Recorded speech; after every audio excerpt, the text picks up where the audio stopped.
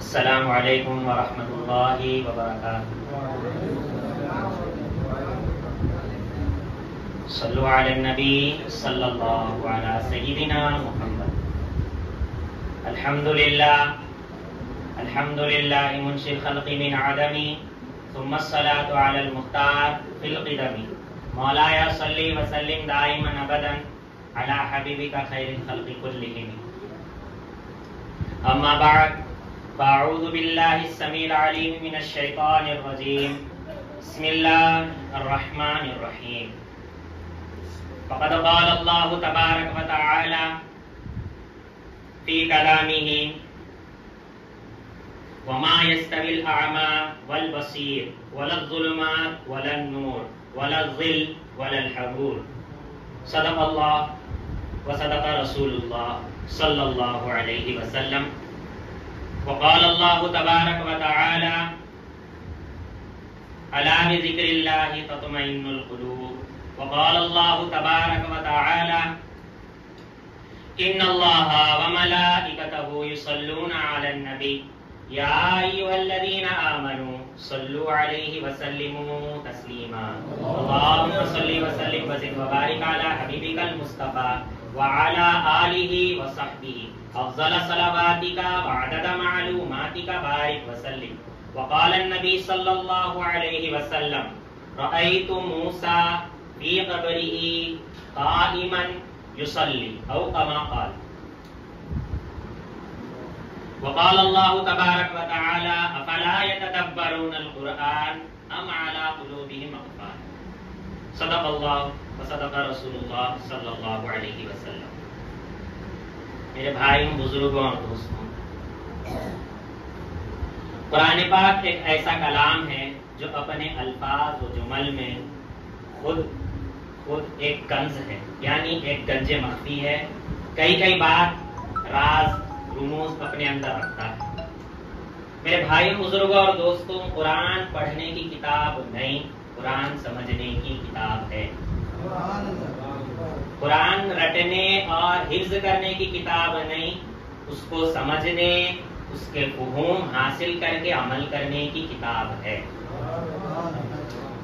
میرے بھائی، بزرگوں اور دوستوں، بات سمجھ میں جب آتی ہے جب ہم بڑوں کے قدموں میں بیٹھیں اور ان کی صحبت اختیار کریں۔ کونوا مع الصادقین، یہ ایوان اولیاء کا ایک اصول ہے کہ بغیر دلیل کے بات نہیں، دلیل نہیں تو تم بھی نہیں۔ یہ ایوان اولیاء کا اصول ہے۔ یہاں پہ ہر بات دلیل کے ساتھ ہوتی ہے کیونکہ یہ حضوری شاہ کا مکان ہے اور دلیل حاضر رہتی ہے۔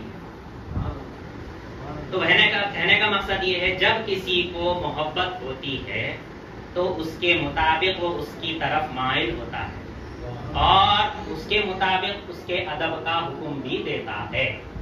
میرے بھائیوں، بزرگوں اور دوستوں، ماں باپ انسان کے آنکھوں کی ٹھنڈک ہوتی ہے۔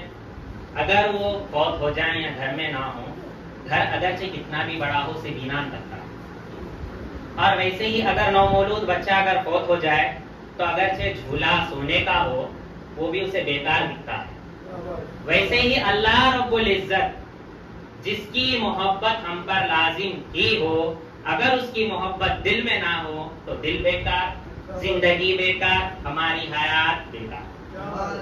اگر اس سے ہم جڑ جائیں، یعنی مولا جس سے محبت کر رہا ہو، اگر ہم اس سے جڑ جائیں تو مثال کے طور پر ایک لکڑی کی کشتی جس کے 8 فلور ہیں، جس کے 8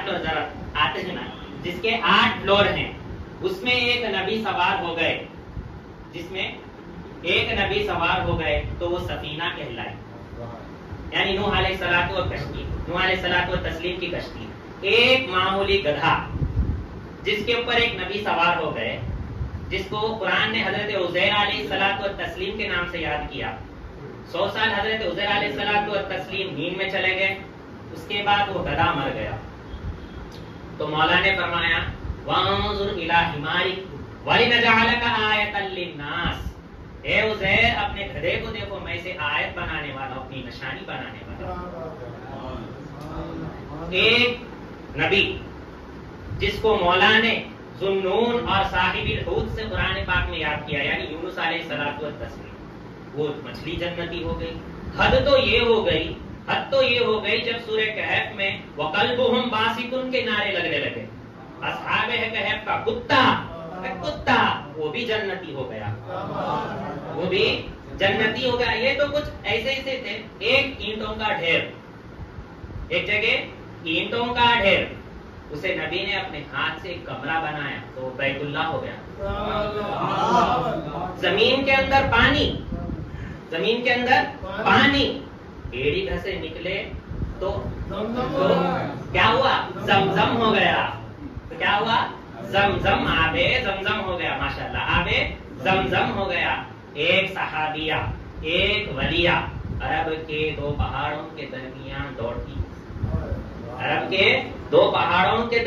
دوڑتی ہے، مولا کو عطا پسند آ گئی، واجب کر دیا، وہ صفا و مروہ ہو گیا۔ تو میرے بھائیوں، بزرگوں اور دوستوں، یہ کچھ حیوان، کچھ بے جان چیزیں تھیں۔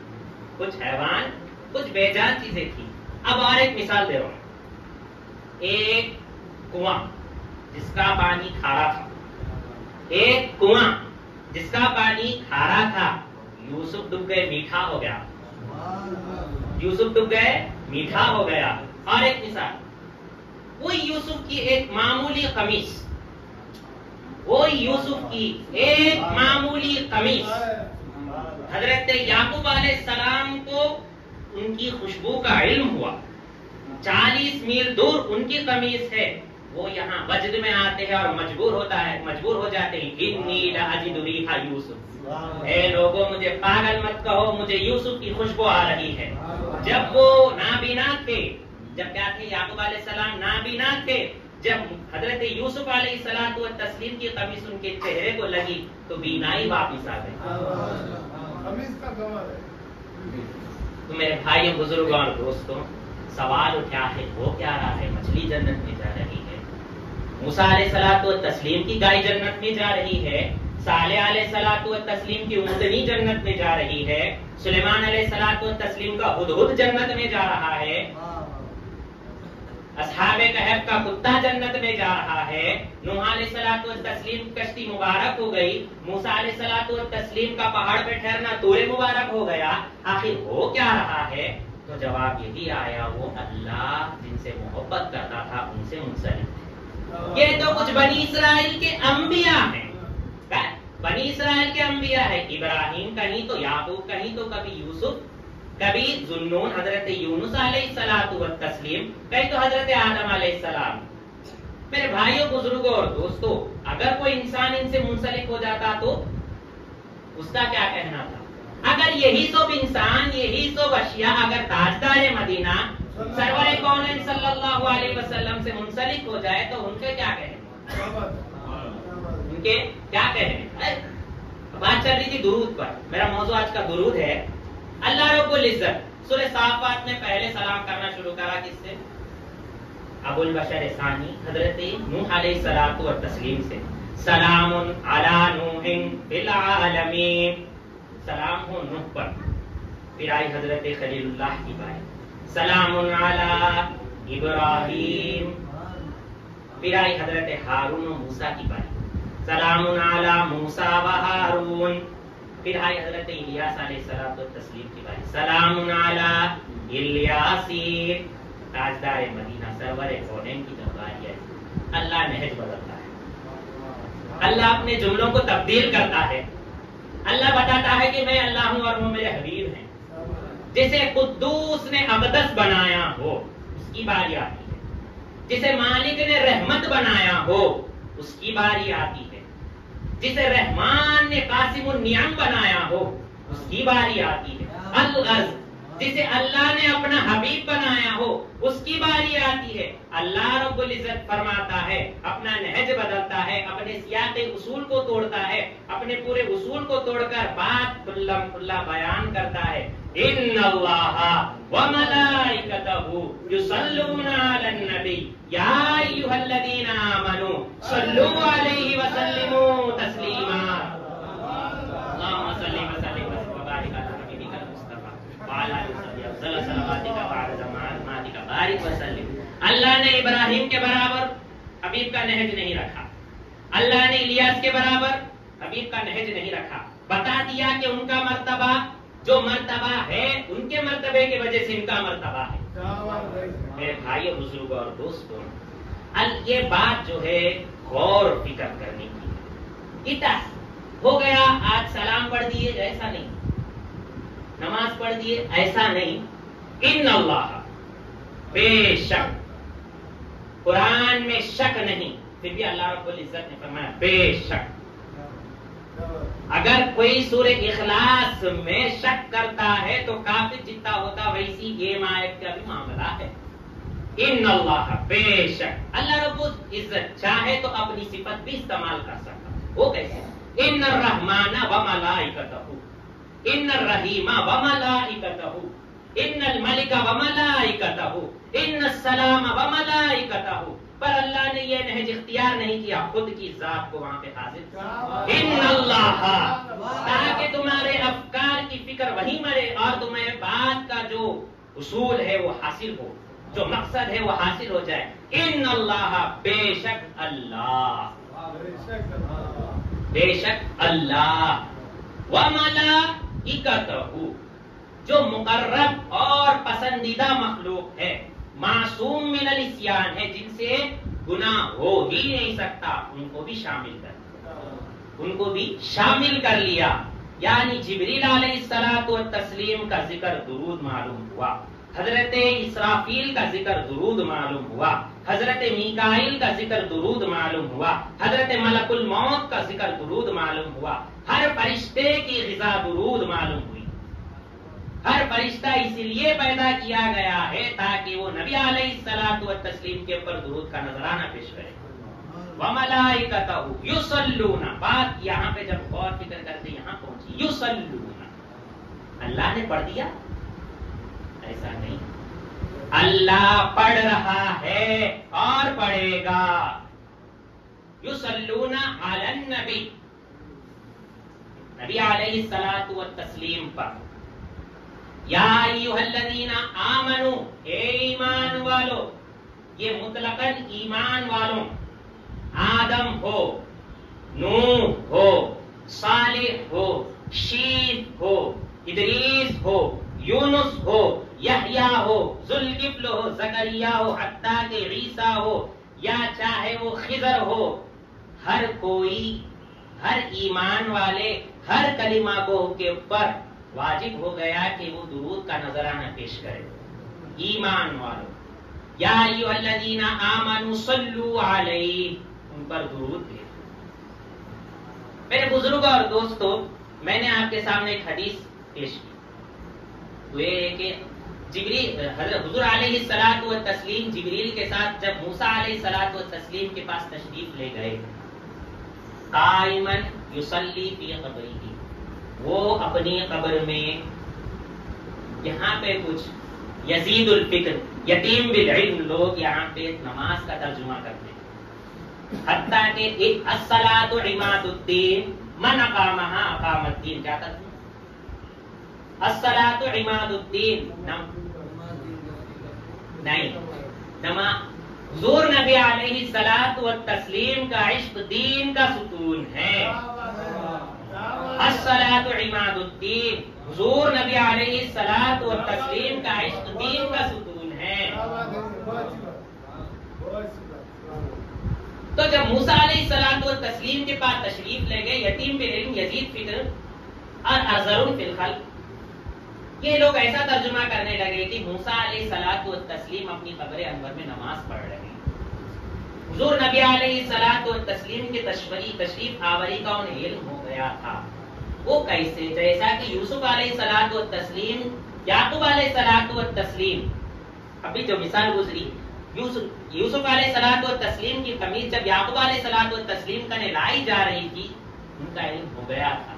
ویسے ہی جب تشریف آوری نبی علیہ الصلوۃ والتسلیم کی ہو رہی تھی تو بدرجہ اولا ہونا بھی چاہیے، کیونکہ کافروں کو بھی آپ کا آنا جانا معلوم تھا، اور ایسے نہیں کہ ان کی شان موسیٰ علیہ الصلوۃ والتسلیم کو معلوم نہ ہو۔ کیونکہ قرآن پاک میں ذکر ہے مثلہم فی التوراۃ و مثلہم فی الانجیل، نبی علیہ الصلوۃ والتسلیم کے غلاموں کا ذکر تورات میں ہے اور انجیل میں ہے۔ بدرجہ اولا جب غلاموں کا ذکر تورات میں موجود ہو تو نبی علیہ الصلوۃ والتسلیم و تاجدار مدینہ و قاسم النعم کا ذکر کیسے نہ ہوگا؟ کیسے نہ ہوگا؟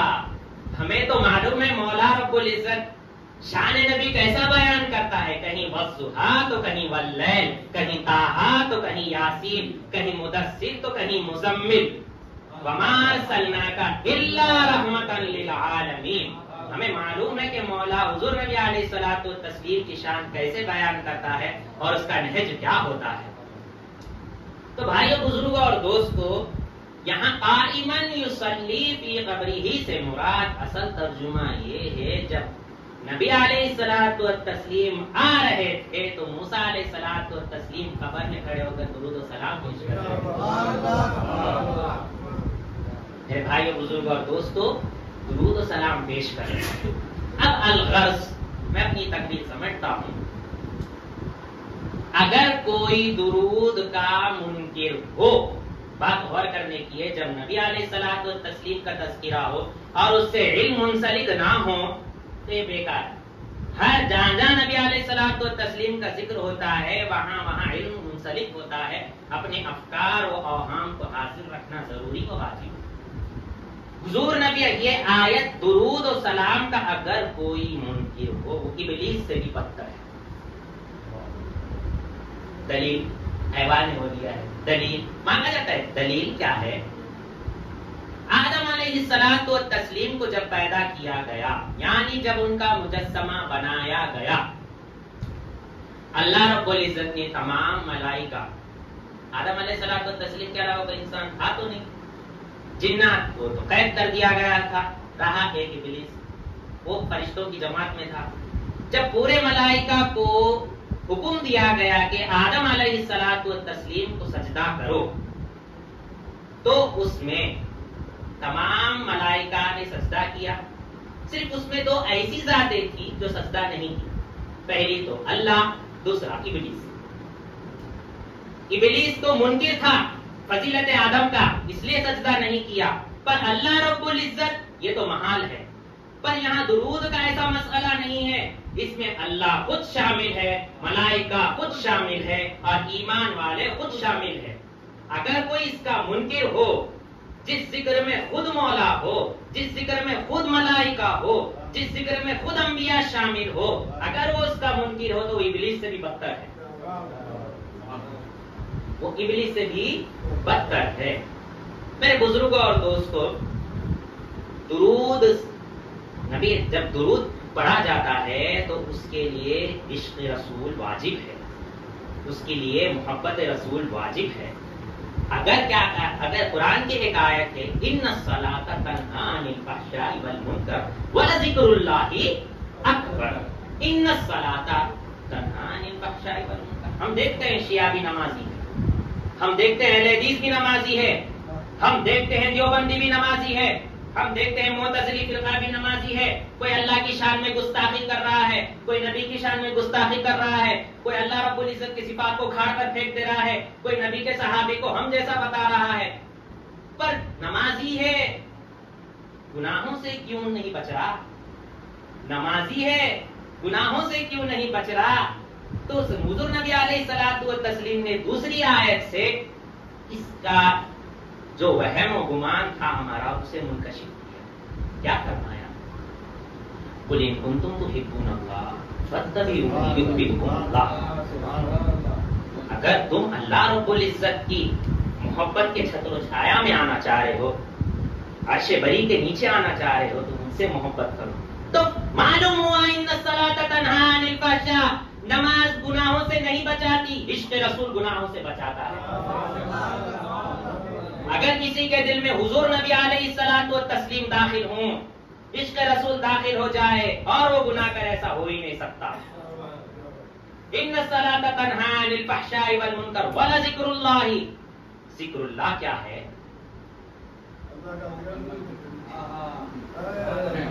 ذکر اللہ کیا ہے؟